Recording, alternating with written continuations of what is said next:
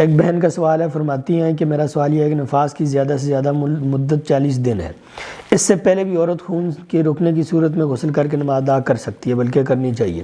لیکن جن کا آپریشن ہوتا ہے تو زخم ہونے کی وجہ سے وہ جلدی غسل نہیں کر سکتی اور بعض اوقات 3 مہینے بھی گزر جاتے ہیں کیونکہ نہانے سے زخم کے بڑھنے کا خطرہ ہوتا ہے۔ ایسی صورت میں عورت کو کیا کرنا چاہیے؟ کیونکہ نفاس کی زیادہ سے زیادہ مدت تو بہرحال 40 دن ہے، پھر عورت نماز ادا کرے گی، مگر آپریشن والی عورت کے بارے میں رہنمائی فرما دیں۔ جی واقعی نفاس کی زیادہ سے زیادہ مدت 40 دن ہے،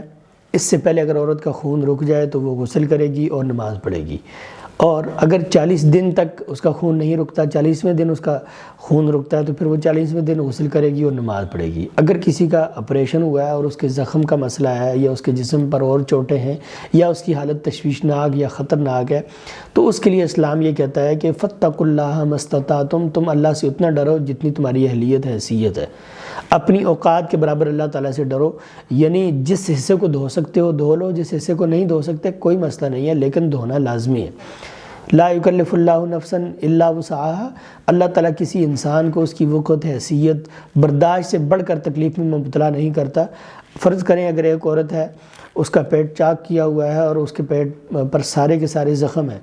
اور وہ پیٹ پر پانی نہیں لگا سکتی، اس کے سوا سارا جسم دھو سکتی ہے، تو اس عورت کو چاہیے کہ 40 دن گزرنے کے بعد اپنے سارے جسم کو دھو لے اور جہاں پر اس کا زخم ہے، جو زخمی جگہ ہے، وہاں پر وہ پانی نہ لگائے، پانی لگانا اگر اس کو منع کیا گیا ہے، باقی وہ پاک ہو گئی ہے۔ اب جب وہ پاک ہو گئی ہے تو وہ اپنا نماز، روزہ، جتنے بھی احکام اور مسائل ہیں ان سب کی وہ پابند ہوگی، اور اس کے وضو کا اور غسل کا طریقہ یہی ہے کہ ایک مرتبہ اس نے غسل کر کے وہ پاک ہو گئی ہے،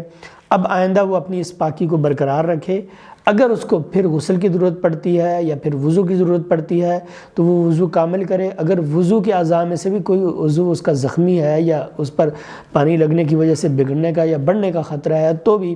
وہ جسم کے باقی اعضاء کو دھوئے، اس زخم والے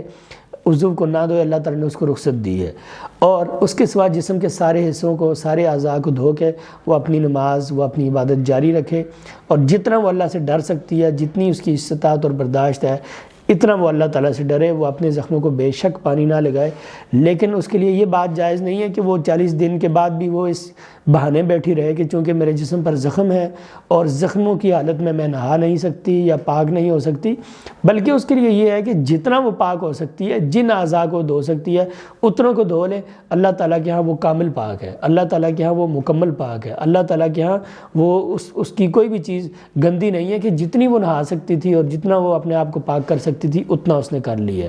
تو نہ تو اس کے لیے 40 دن سے ایک دن زیادہ تاخیر کرنا جائز ہے، نہ 10 دن، نہ 20 دن، نہ مہینہ، نہ 3 مہینے، نہ ہی زیادہ عرصہ۔ تو جتنا وہ